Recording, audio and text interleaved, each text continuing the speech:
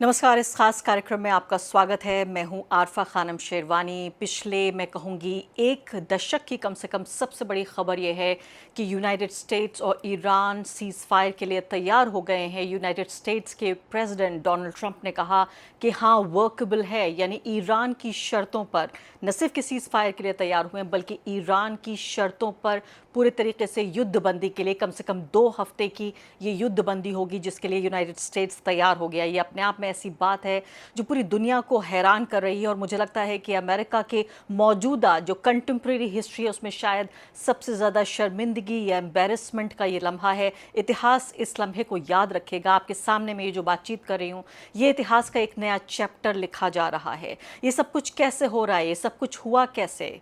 वो कुछ लोग मैं जो जिनमें वो लोग शामिल हैं जिन्होंने इस दिन को देखा था, यानी इस दिन को प्रिडिक्ट किया था, उसमें से एक हैं प्रवीण साहनी जी। जी हाँ, प्रवीण साहनी जी को एक बार फिर से मैंने अपने कार्यक्रम में दावत दी है और ख़ासकर मैं चाहती हूँ कि हम उन बयानों को उनके दिखाएं जिसमें उन्होंने प्रिडिक्ट किया था। मैं उनका एक बयान सुनवाना चाहती हूँ जिसमें उन्होंने कहा था कि ईरान सरेंडर नहीं करेगा, ईरान अपनी शर्तों पर ही सरेंडर करेगा। सुन लेते हैं। क्या ईरान इतनी मजबूत स्थिति में है? देखिए, ईरान बहुत मजबूत स्थिति में है और 3 बड़ी जो उसकी शर्तें हैं उनके बारे में सोचिए।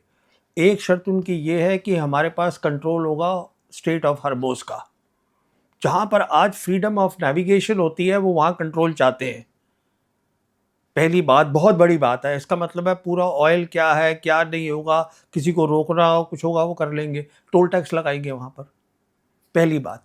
दूसरी बात क्या है, वो ये कह रहे हैं आप अपनी सारी जो बेसिस में तो से फौज है। अभी तक नहीं कर रहे थे हॉर्मुज़ को नहीं, ये कंट्रोल? तो हॉर्मुज़ में तो फ्रीडम ऑफ नेविगेशन था, कोई भी जा सकता था। लेकिन टोल तो लग रहा था, अभी तो लग रहा है नहीं, नहीं, टोल। नहीं, नहीं, नहीं, नहीं, जंग कहाँ के दौरान ना, ना, ना, ना, ना। खबरें पढ़ रही हूँ नहीं, मैं नहीं, कि इतना टोल देना अब पड़ा, अब लग रहा है। अब लग रहा है ना, हाँ, क्योंकि तो उन्होंने कब्जा कर लिया तो ये है। चाहते हैं कि ऐसा ही रहे। हाँ, ये ऐसा अच्छा, ही रहे, इस अच्छा। पे बात करना चाहते हैं वो।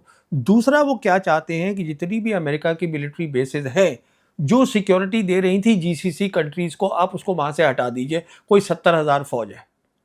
अगर वो 70,000 फौज हट जाएगी, एक तो मैंने उसका बताया क्या नतीजा होगा कि बाकी लोग भी सोचेंगे जिनके पास बेसेस है। साथ में ये जीसीसी कंट्रीज है, तो इनको जो है फिर अब ईरान के साथ कलेक्टिव सिक्योरिटी करनी पड़ेगी। तो वो सारी कुछ चीज़ बदल गई। Iran will become the dominant power in Asia. तीसरी उनकी बड़ी शर्त क्या है कि जो हमारे प्रॉक्सीज है, like Hezbollah is there, Houthis are there, इनको आप कुछ नहीं कर सकते। इन 3 चीज़ों से तभी मैं कह रहा हूं कि पूरा जो वर्ल्ड ऑर्डर है वो यहां बदल रहा है, क्योंकि अमेरिका की शिकस्त होना इतनी बड़ी बात है जो यूक्रेन में हो ही नहीं सकती थी। इसको आप समझिए आपके दर्शकों के लिए। दूसरा मैं आपको बयान उनका सुनवाना चाहती हूँ जब उन्होंने कहा था कि ये सरेंडर भी होगा और ईरान की शर्तों पर ही संधि होगी, और साथ साथ उन्होंने कहा था कि यूएस के जो बेसिस हैं इस पूरे खित्ते में वो ख़त्म हो जाएंगे, वो वापस बुला लिए जाएंगे। और ये भी लगभग पूरा होता हुआ नज़र आ रहा है कि इस लम्हे के बाद, इस सीज़ फायर के बाद दूसरी चीज़ ये होगी कि या तो ये तमाम पहले से ही जो बेसिस हैं वो ऐसी बुरी हालत में कि उनको कहना नामुमकिन है। दूसरी बड़ी बात कि पूरे गल्फ का जो रिलेशनशिप है, जो रिश्ता है, वो बदल रहा है अमेरिका से। प्रवीण जी, बहुत बहुत स्वागत है आपका फिर से इस बातचीत में। मैं आपसे सबसे पहले ये समझना चाहती हूँ कि आपने ये तो कहा था कि संधि होगी, आपने ये भी कहा था ईरान की शर्तों पर होगी, लेकिन क्या आपने ये सोचा था कि इतनी जल्दी होगी? हाँ, थैंक यू वेरी मच मुझे बुलाने के लिए।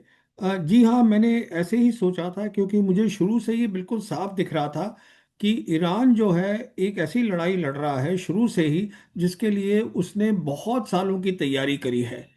और ये भी दिख रहा था कि जो अमेरिका लड़ाई लड़ रहा है वो ऐसी लड़ाई है जिसको हम कहते हैं वॉर ऑफ विम, कि मतलब ऐसे ही आप मतलब बिना सोचे समझे आप लड़ाई में चले जाइए। इसका मतलब क्या होता है लड़ाई की टर्म्स में कि अमेरिका एक टैक्टिकल लड़ाई लड़ रहा था, जबकि ईरान जो है वो सोची समझी लड़ाई लड़ रहा था। जैसे मैंने आपको बताया, डिटेल्स में नहीं जाऊंगा, तो वो बिल्कुल क्लियर था मुझे शुरू से। बल्कि जैसे आप कह रही हैं, 28 फरवरी को लड़ाई शुरू हुई और पहली को मैंने ये कह दिया था ईरान नहीं हार सकता, क्योंकि उसकी लड़ाई बहुत मजबूत है। और 2-3 दिन, तीसरे दिन मैंने कह दिया था कि अमेरिका ये लड़ाई हार जाएगा। तो इसमें कोई अचंभे की बात नहीं है, क्योंकि वो दिख रहा था। जिसको भी थोड़ी लड़ाई की समझ है उन सबको समझ में आ रहा था कि जो लड़ाई अमेरिका लड़ रहा है वो मुनासिब लड़ाई नहीं है।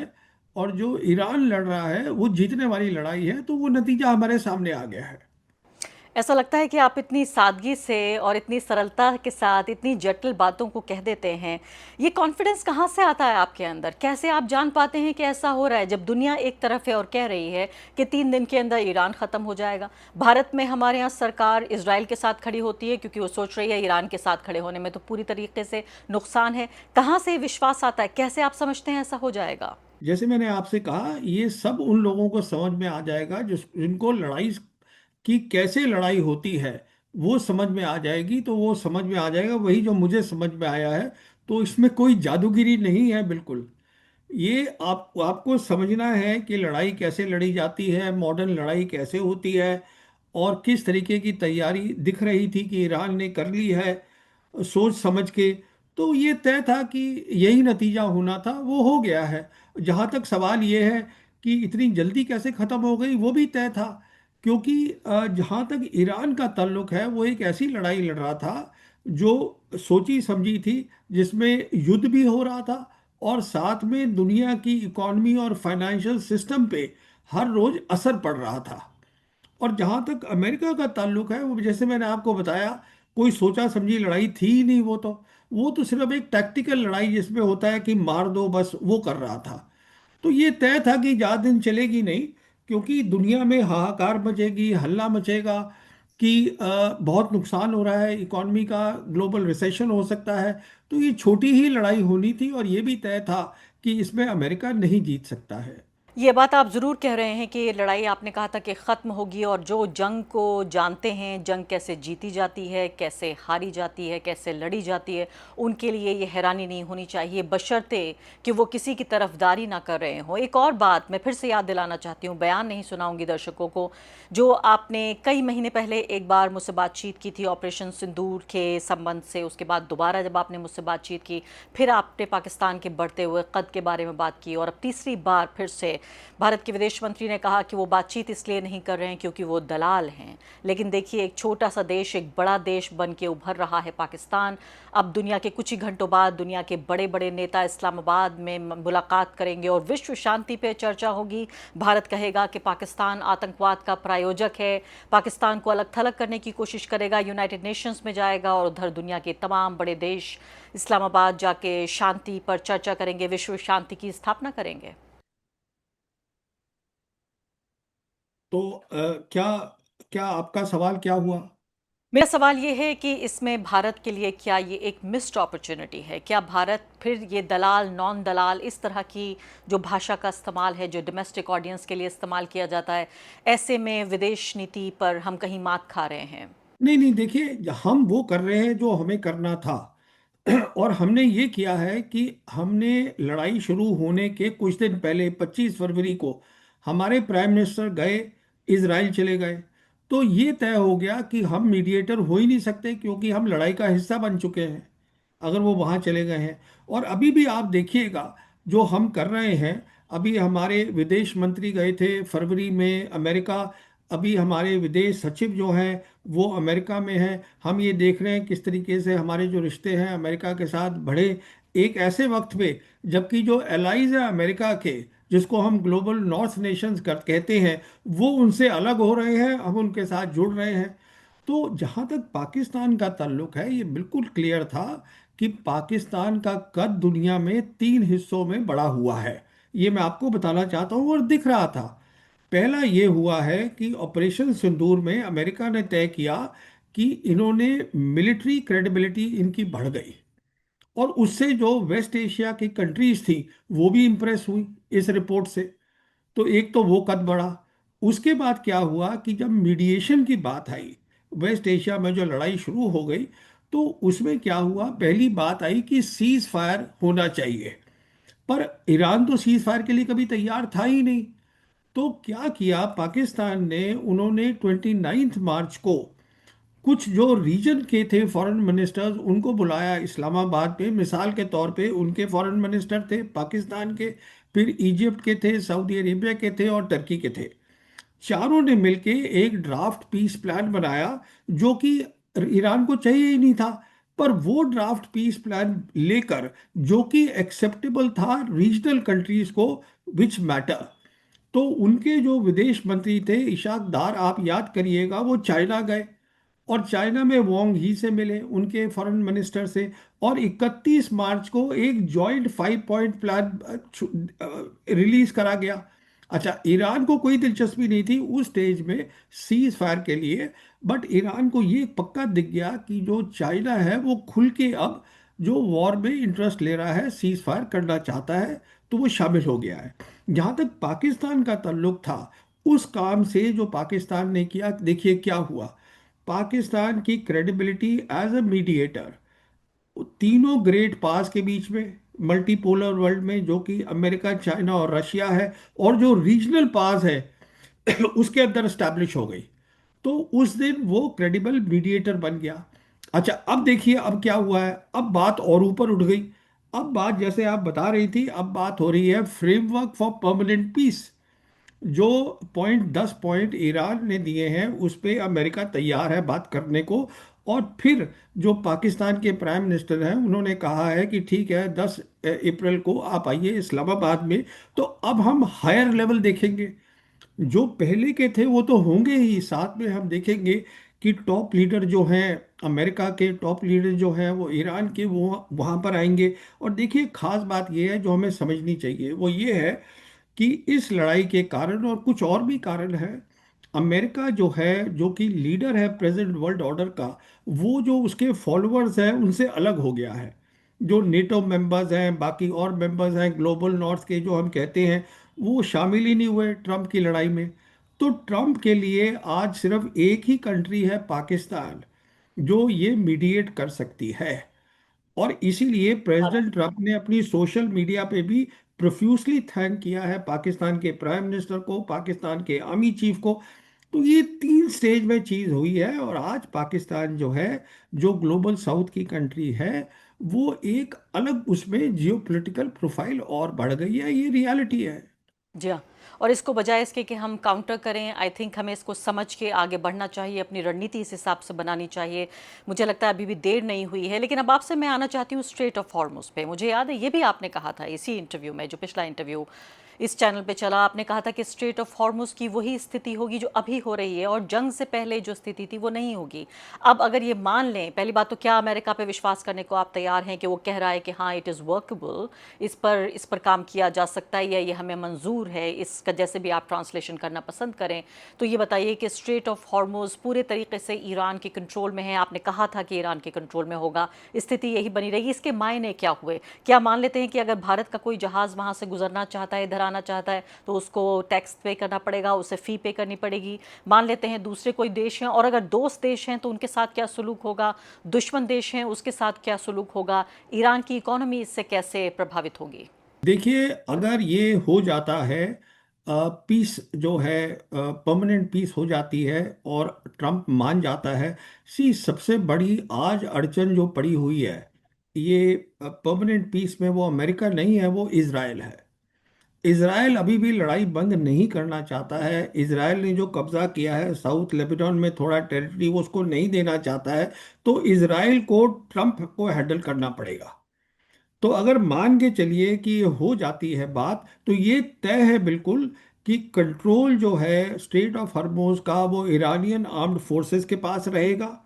और ये तय है कि जैसे वो बना रहे हैं एक मैनेजमेंट प्लान, ईरान बना रहा है ओमान के साथ मिलके। तो जैसे उन्होंने कहा है कि कोई भी जहाज जाता है वहां से, उसका हम $2 मिलियन हम पर शिप लेंगे, या जो भी वो तय करते हैं। और वो कह रहे हैं कि उसको हम बांटेंगे ओमान के साथ। और ये पैसे जो हैं बेसिकली रिपेरेशन नहीं है, ये पैसा हमारा रिकंस्ट्रक्शन का, जो कि हमारा नुकसान हुआ है। तो जहां तक स्ट्रेट ऑफ हॉर्मुज का ताल्लुक है, उसकी कहानी बदल चुकी है। सिर्फ बदलाव ये आएगा कि अगर ये पीस प्लान मान लिया जाता है, अभी जैसे वो कह रहे हैं ये दुश्मन नेशन है, ये है वो है, तो वो अब सब जा सकते हैं वहां से, ये होगा। पर मैनेजमेंट कंट्रोल जो है वो ईरान की फौज के पास ही रहेगा। जी हाँ। और दूसरी बड़ी बात थी, ईरान ने ये भी शर्त रखी है कि तमाम तरह के जो सैंक्शंस हैं, जिसमें प्राइमरी सैंक्शंस और सेकेंडरी सैंक्शंस, वो यूएस हटाएगा। ये किस तरह से प्रभावित करेगा? क्या होते हैं प्राइमरी और सेकेंडरी सैंक्शंस? और आगे बढ़ने से पहले एक अदना सी गुजारिश कि आप मेंबर बनिए मेरे चैनल का, आरफा खानम शेरवानी। अगर आप मेंबर बनते हैं, आपके समर्थन से आप मेरा हाथ मजबूत करेंगे, इतना मजबूत कि मैं सत्ता का कॉलर पकड़ के सवाल पूछ सकूंगी और जो हमारे समुदाय में हाशिए के जो तबके हैं उनकी आवाज़ उठा सकूंगी। आप यकीन जानिए, आपका एक छोटा सा सहयोग मेरे लिए इतना बड़ा होगा जिसके लिए आप अंदाजा भी नहीं लगा सकते। देखिए, ये भी जो है अभी इस पे डिस्कशन होगी इन सब पॉइंट्स के ऊपर। कुछ चीज़ें हैं जिसमें कोई डिस्कशन की गुंजाइश ही नहीं है। तो ये वो है चीज़ जिसपे कुछ डिस्कशन हो सकती है। प्राइमरी है जो कि अमेरिका ने लगा दी है डायरेक्ट, और बहुत सारे ईरान पे तो 79 से इनके ऊपर सैंक्शन चल रहे हैं अमेरिका के। तो जहाँ तक सेकेंडरी है जो कि दूसरे देशों के थ्रू अगर वो ट्रेड करते हैं तो फिर उस पर लग जाते हैं। कहने का मतलब ये है, आज ईरान जो है वो डॉलर में ट्रेड ही नहीं कर सकता है, और ईरान को आज फर्क भी नहीं पड़ता है क्योंकि ईरान ने अपना पूरा चैनल ट्रेड का अलग कर लिया है पूरा। तो आज सिर्फ बात यह है जहां तक ट्रंप का ताल्लुक है, ट्रंप का ताल्लुक ये है कि किसी तरीके से जो हमारा पेट्रो डॉलर का ट्रेड है, जितनी भी मैक्सिमम जीसीसी कंट्रीज हैं उनके साथ बरकरार रहे। अगर लड़ाई बढ़ेगी तो फिर ये सब खत्म हो जाएगा जो वो नहीं चाहते। मिसाल के तौर पे आज जैसे 6 जीसीसी कंट्रीज हैं, उसमें ओमान और कतर, उन्होंने तो ओपनली साइड कर लिया है ईरान के साथ। ट्रंप उम्मीद कर रहे हैं कि अगर ये बात हो जाती है, ये पीस प्लान जो है फ्रेमवर्क, इस पे दोनों की रजामंदी हो जाती है जो होनी है 14 दिन के अंदर अंदर, provided Israel is tamed by America, that is very important. नहीं तो कुछ नहीं होगा। तो तब क्या है, एटलीस्ट वो ये 3 या 4 कंट्रीज के साथ उनका पेट्रो डॉलर ट्रेड चलता रहे, क्योंकि वो उनके लिए बहुत ज़रूरी है। अगर पेट्रो डॉलर ट्रेड बंद हो जाएगा तो सभी जानते हैं कि आज जो नेशनल डेट है अमेरिका का वो 39 ट्रिलियन डॉलर्स है। वो उनकी इकॉनमी पेट्रो डॉलर पे चल रही है।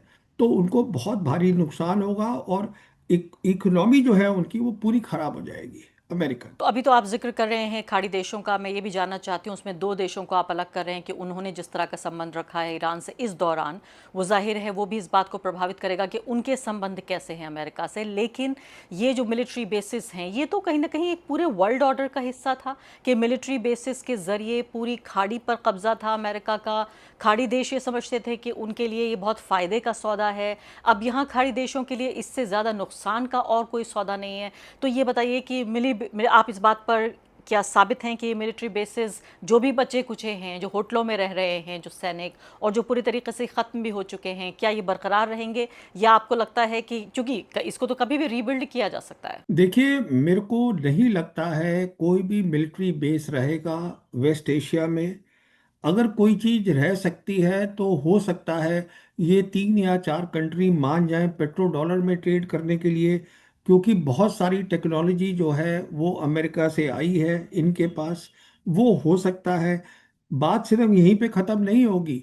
जैसे सब जानते हैं, आज अमेरिका की करीबन 750 बेसेस हैं दुनिया में। हर एक पे प्रभाव पड़ रहा है। जितने इनके ईस्ट एशिया में जो इनके एलाइज हैं, जैसे जापान है, साउथ कोरिया है, ये अब सोच रहे हैं कि हमारी टेरिटरी पे इनके बेसिस होने चाहिए, क्या ये हमें हिफाजत दे रहे हैं या हमारे लिए खतरा बन गए हैं आज।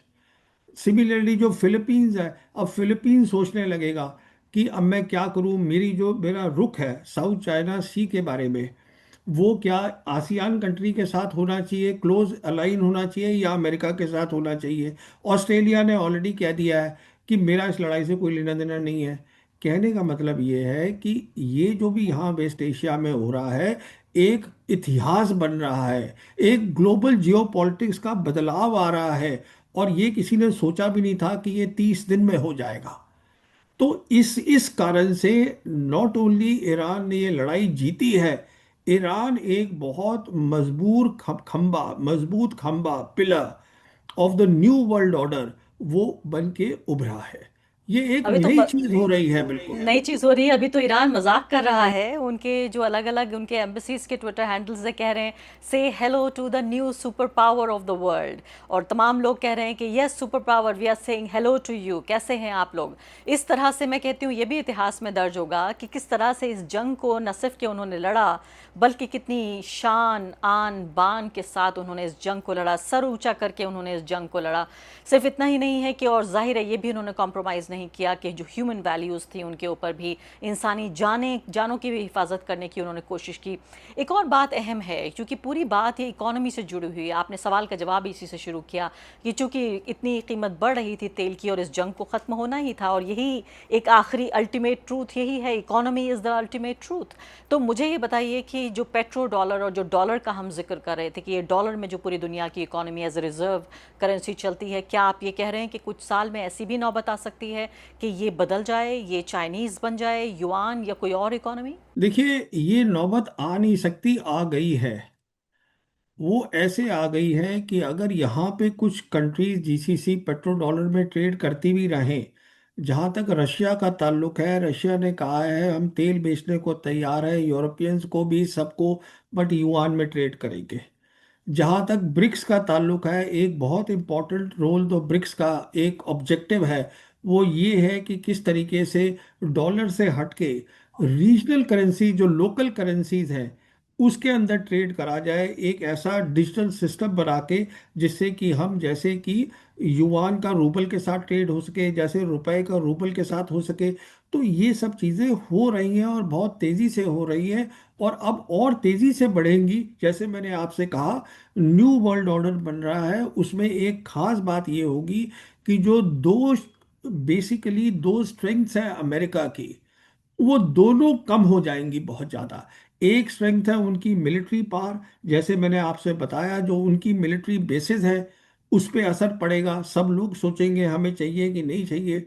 और दूसरी उनकी स्ट्रेंथ है कि जो डॉलर है वो रिजर्व करेंसी है दुनिया की।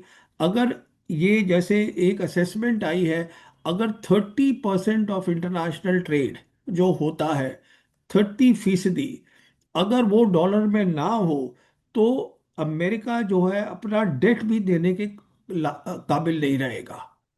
तो इतना ज़्यादा दबाव पड़ेगा आज अमेरिका के लिए, इसीलिए ये ज़रूरी था ट्रम्प को कि जो बचा है उसको मैं बचा लूं।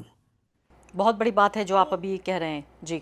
जी, तो इसलिए ये अमेरिका के लिए फायदेमंद है, पर ये इज़राइल के लिए फायदेमंद नहीं है। उसको मैं कारण आपको बताता हूँ। वो इज़राइल लाया ही था अमेरिका को लड़ाई में अपने ऑब्जेक्टिव्स के लिए। उसके ऑब्जेक्टिव्स क्या हैं? जो सबसे बड़ा ऑब्जेक्टिव है स्ट्रेटेजिक लेवल पर ज़ायनिस्ट का, वो है ग्रेटर इज़राइल, जो अब नहीं होगा। पर वो दूसरा ऑब्जेक्टिव जो लड़ाई का है, उसकी कोशिश कर रहे हैं कि अगर ट्रंप लड़ाई से हट भी जाए तो जो अमेरिका की सेंट्रल कमांड है, मिलिट्री कमांड, जो कि इस पूरे एरिया को देखती है, वो अपनी कैपेबिलिटीज जो है वो इज़राइल को देती रहे लड़ाई लड़ने के लिए। और ये इसलिए हो सकता है क्योंकि इज़राइल लॉबी, जैसे सब जानते हैं, अमेरिका में बहुत ज़्यादा पावरफुल है। जी हाँ। उनका ये है ट्रंप को कि आप जाइए, आपको जहां जाना है। सेंट्रल कमांड, देखिए सेंट्रल कमांड का आज जो फॉरवर्ड हेडक्वार्टर्स है वो कतर में है। कतर ने कह दिया है अपने सब फौजी यहाँ से हटा लो, हमें ये बंद करना है। क्योंकि कतर, जैसे मैंने आपको बताया, ओमान के साथ मिलके अलाइन हो गया है ईरान के साथ। तो वहाँ करीबन 10,000 सोल्जर्स है अमेरिकन। अब वो कहाँ जाएंगे? इसराइल के आसपास कहीं हेडक्वार्टर बनेगा। पर इसराइल चाहता है कि उनका रोल बरकरार रहे, अमेरिका लगा रहे, जिसको पीस करनी है नहीं करनी है उसका उनसे लेना देना नहीं है, इसीलिए वो लड़ाई को रोकना नहीं चाहते हैं। जी हाँ। और दर्शकों के लिए ये भी जानना ज़रूरी है कि किस तरह से जो यूएस की आर्मी है वो एक ऑफेंस आर्मी कहलाई जाती है, यानी कि पूरी दुनिया में उनके फ़ौजी हैं, यूएस के अंदर नहीं। जैसे ज़्यादातर देशों में ये होता है कि उनके फ़ौजी उनके देशों में रहते हैं या सीमाओं पर होते हैं। यहाँ अलग अलग जगहों पर जो इन्होंने वॉर के अलग अलग मुहाने खोले हुए हैं, वहाँ पर फ़ौजी, और ख़ासकर जो इनके फ्रेंडली कंट्रीज़ हैं उनके बेसिस में, आपने बताया 750 इनके बेसिस हैं, वहाँ पर ये फ़ौजी होते हैं। ये भी बहुत ही एक यूनिक बात है मुझे लगता है पूरी दुनिया में। अब बताइए ये बात बात कि जो ईरान कह रहा है कि वो एक सुपर पावर बन चुका है, हो सकता है ये अतिशयोक्ति हो। देखिए देखिए मुझे देखिए, ऐसा है, मैं आपको बताता हूँ। ये जो मल्टीपोलर वर्ल्ड अभी है, इसमें तीन बड़ी शक्तियां हैं, ग्रेट पावर जिसको हम कहते हैं। वो अमेरिका है, चाइना और रशिया है। होगा क्या इस लड़ाई के बाद? अमेरिका जो कि सोच रहा था, ट्रम्प सोच रहा था हम मागा करेंगे। मागा का मतलब है मेक अमेरिका ग्रेट अगेन। उसका मतलब सिंपल वर्ड्स में ये है कि अमेरिका को फिर से हम सुपर पावर बना देंगे, जो वो था जब दुनिया यूनिपोलर थी। जो मिसाल के तौर पे दुनिया यूनिपोलर थी 1991 से 2023 तक, 2013 तक। तो वो मागा करना चाहता है, वो तो नहीं होगा। अब उल्टा हो जाएगा कि फ्रॉम अ ग्लोबल हेजीमॉन उसको अपना रोल जो है पहले ये करना होगा कि वेस्टर्न हेमिस्फीयर, जिसको वो अपना बैकयार्ड कहते हैं, वहाँ पर पहले वो रीजनल हेजीमॉन बन जाए। तो इतना ज़्यादा उसका रोल श्रिंक हो जाएगा, पर ग्रेट पावर वो अभी भी रहेगा। जहाँ तक ईरान का ताल्लुक है, ईरान ने एक बहुत अजूबा कर दिया है, इट्स अ मिरेकल। क्योंकि उनकी तैयारी थी, क्योंकि उनमें शक्ति है प्लेन लेने की, जो हमने देखी है। मैं आपको एक और बड़ी इंटरेस्टिंग बात बताना चाहता हूँ, वो ये है जिससे ट्रम्प घबरा गया होगा। जब मैं कहता हूँ कि जो ईरान है वो वॉर ऑफ सर्वाइवल लड़ रहा है, वॉर ऑफ सर्वाइवल का फिजिकल मतलब क्या होता है, वो ट्रंप ने देखा होगा वीडियोस में। क्योंकि याद करिएगा, ट्रंप ने ये कहा था कि हम ईरान के ब्रिजेस, ईरान के पावर सेंटर्स जो हैं उन सबको दस्त खत्म कर देंगे और उनकी सिविलाइजेशन को ही खत्म कर देंगे। तो उम्मीद ट्रंप ये कर रहे होंगी कि ईरानियंस डर जाएंगे और घर में बैठ जाएंगे। और हुआ क्या ग्राउंड के ऊपर? वो सारे ईरानियंस, वो वीडियो हमने देखे हैं, कितने सारे आदमी औरत झंडा लेके अपना वो ह्यूमन चेन बनाई उन्होंने, और वो वहाँ ब्रिजेस पे खड़े हो गए और वो जाके वहाँ दिख गए वो जो पावर सेंटर्स हैं जिसको वो डिस्ट्रॉय करना चाहता था। कहने का मतलब ये है, ट्रंप उम्मीद कर रहा था कि इस लड़ाई के बाद में ईरान टूट जाएगा। जो उसने देखा कि ईरान और एक हो गया है। ये फर्क होता है जो मैं बताना चाहता हूँ आपके दर्शकों को, कि जब एक सिविलाइजेशनल स्टेट होती है, जो ईरान है, जो एक सिविलाइजेशन से आती है, और दूसरी तरफ क्या है, नेशन स्टेट। सिविलाइजेशन नहीं है, नेशन स्टेट है जो अमेरिका है।